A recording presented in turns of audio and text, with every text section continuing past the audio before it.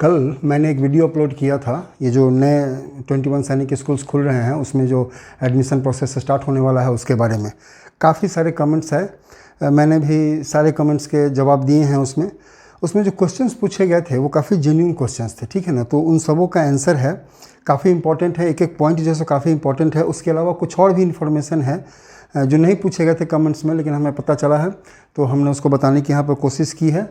आप लोग इसको ध्यान से ज़रा सुनिए तो काफ़ी आपको नॉलेज जो है ओवरऑल काफ़ी नॉलेज हो जाएगी इसके बारे में।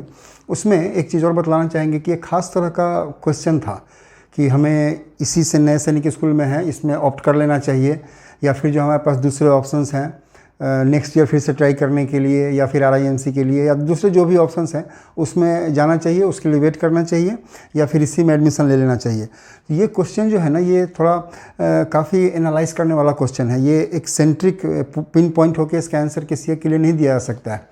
हर एक बच्चे का उनके पेरेंट्स का थोड़ा कंडीशन डिफरेंट है। सबको एक ही जगह इक्वल समझ के एक ही आंसर नहीं दिया जा सकता है।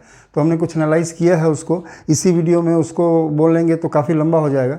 तो कल इसके बारे में ना उस खास क्वेश्चन के बारे में कि आप लोग को इससे स्कूल को ऑप्ट करना चाहिए या नहीं करना चाहिए और करना चाहिए तो क्यों करना चाहिए, ठीक है ना। और सारी चीज़ जो है ना एक डिटेल में हम बताएंगे।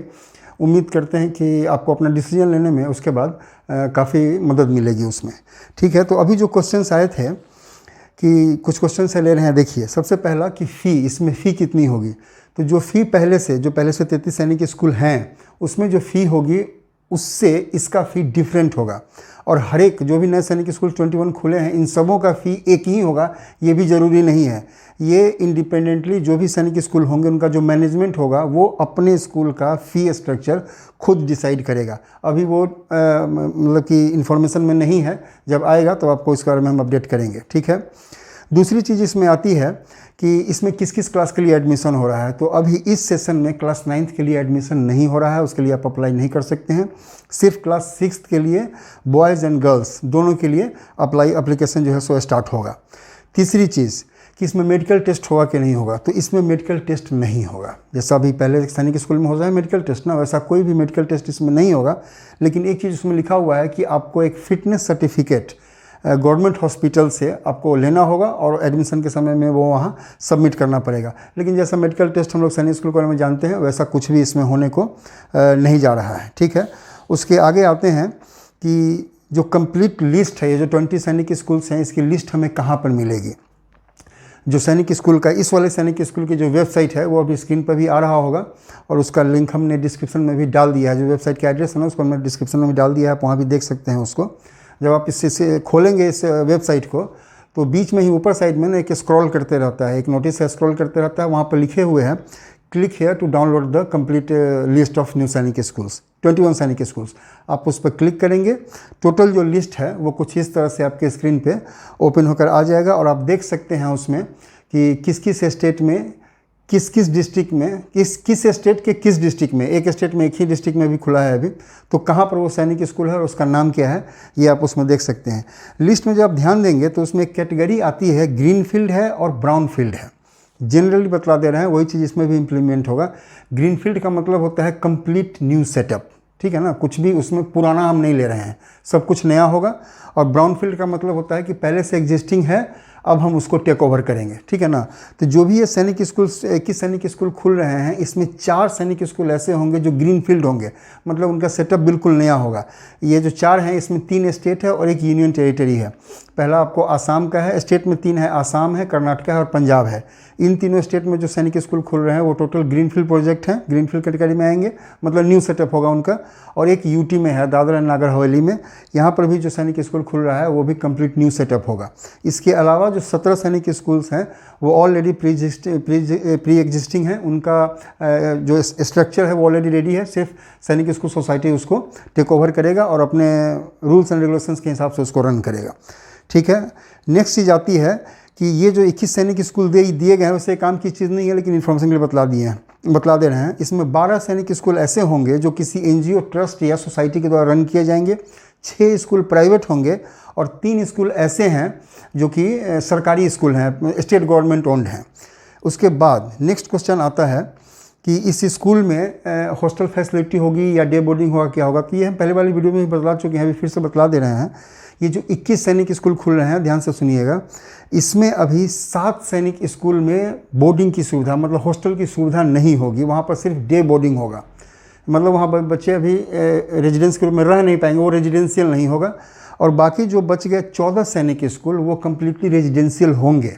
लेकिन उस रेजिडेंशियल स्कूल में भी आपको पूरा डे, मतलब बॉर्डर बनना ये मैंडेटरी नहीं होगा। आप डे बॉर्डर का ऑप्शन चूज़ कर सकते हैं। डे बॉर्डर का ऑप्शन चूज़ करने का मतलब है कि आपको एटलीस्ट 10 आवर्स उस स्कूल में बिताने होंगे, जिसमें आपका एजुकेशन भी होगा, जो दूसरी एक्टिविटी हैं, खेलकूद है, या जो भी सैनिक स्कूल अपना बनाएगा रूल्स एंड रेगुलेशंस उसके हिसाब से फॉलो करेंगे। ओवरऑल आप ये समझिए कि सिर्फ आप सोने के लिए घर आएंगे, ठीक है ना। बाकी पूरे दिन का जो शेड्यूल है, सुबह से लेकर शाम तक या अंधेरा होने के थोड़ी देर बाद तक 10 आवर्स या उससे ज़्यादा ये आपको वहाँ स्कूल में बिताना पड़ेगा, यदि आप डे बॉर्डर वाला ऑप्शन चूज़ करते हैं तो। नहीं तो यदि आप हॉस्टलर होना चाहते हैं तो आप उसके लिए भी जा सकते हैं।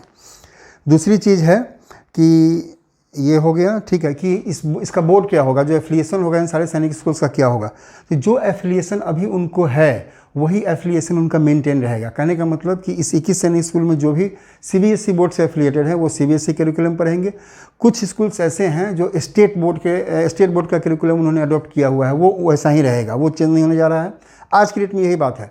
यदि फ्यूचर में वो चाहे कि सीबीएसई का एफिलिएशन ले ले तो ये नहीं कह सकते हैं, लेकिन अभी जो उनका स्टेटस है एफिलिएशन का वो वही रहेगा। प्लस एक बहुत इंपॉर्टेंट चीज़ बतला दे रहे हैं, उस करिकुलम के अलावा सैनिक स्कूल सोसाइटी अपना भी एक सिलेबस उस स्कूल को देगी, जो इस पहले वाले जो अभी सीबीएसई है, जो भी बोर्ड है, उसके अलावा ये करिकुलम भी उसमें ऐड किया जाएगा, ताकि जो अभी सैनिक स्कूल्स हैं उससे इन सैनिक स्कूल को मैच किया जा सके, ठीक है। उसके बाद आ रहा है कि इसमें जो एडमिशन होगा वो उसमें कुछ रिजर्वेशन है कि नहीं। सबसे इंपॉर्टेंट चीज़, ये जो पॉइंट है ये सबसे इंपॉर्टेंट आता है कि कुछ रिजर्वेशन क्राइटेरिया है कि नहीं है। तो यहाँ पर बहुत खुशी की बात है सारे बच्चों के लिए, और खुशी की बात यह है कि कम से कम आपको कोई टेंशन नहीं होगा इस पूरे एडमिशन प्रोसेस में। हम बतला दे रहे हैं कि रिजर्वेशन की कोई भी चर्चा, जो भी नोटिस अभी आई है उसमें रिजर्वेशन की कोई भी चर्चा इसमें कहीं नहीं है, ठीक है। वो एससी, एससी, जो ओबीसी, डिफेंस या जनरल कैटेगरी जो हम लोग अब तक देखते आए हैं, उस तरह की कोई भी चर्चा इसमें नहीं है। 3 पॉइंट हम बतला दे रहे हैं, फिर इसको बतलाते हैं डिटेल में। दूसरी चीज़ आती है कि होम स्टेट और अदर स्टेट, वैसी भी कोई बात नहीं है इसमें। सारे बच्चे जब अप्लाई करेंगे उनके पास 10 स्कूल चूज़ करने का ऑप्शन रहेगा, और वो ऑल ओवर इंडिया में जो 21 सैनिक स्कूल्स खुल रहे हैं इसमें कोई भी 10 स्कूल वो चूज कर सकते हैं, और सेंट्रलाइज बेसिस पे उनको सैनिक स्कूल अलॉट किया जाएगा। उसमें कहीं भी कोई भी रिजर्वेशन की बात अभी नहीं आ रही है। तीसरी चीज़ कि बॉयज़ एंड गर्ल्स के लिए सीट्स कितनी होंगी, क्या होंगी, जैसे अभी होती है ना कि 10% या मिनिमम 10 सीट्स जो हैं सो गर्ल्स के लिए रिजर्व हैं, उस तरह की भी यहाँ कोई बात नहीं होगी।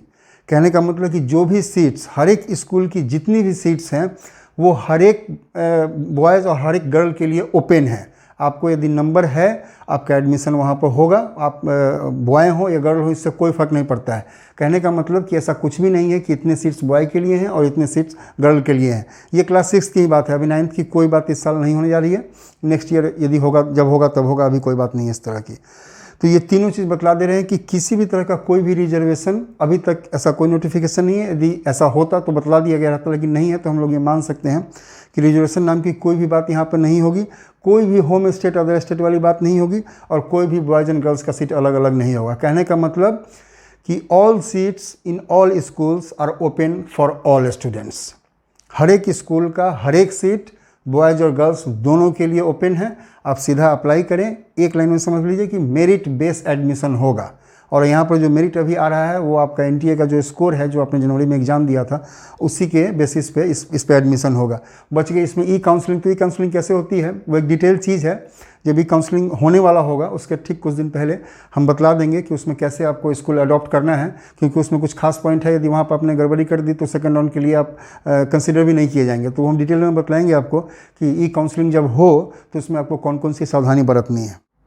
नेक्स्ट पॉइंट है, ये काफ़ी इंपॉर्टेंट पॉइंट है, इस पर ध्यान दीजिएगा। ये एक्चुअली कुछ रिजर्वेशन टाइप नहीं है, लेकिन एक चीज़ इसमें लगाया गया है। कहते ये क्या, इसने क्या कहा है कि जो भी स्कूल की कैपेसिटी होगी, जितनी भी सीट्स होंगी, उस पर 40% स्टूडेंट, एटलीस्ट कम से कम 40% स्टूडेंट वो होंगे जिन्होंने ऑल इंडिया सैनिक स्कूल एंट्रेंस एग्जामिनेशन को क्वालिफाई करके अप्लाई किया है।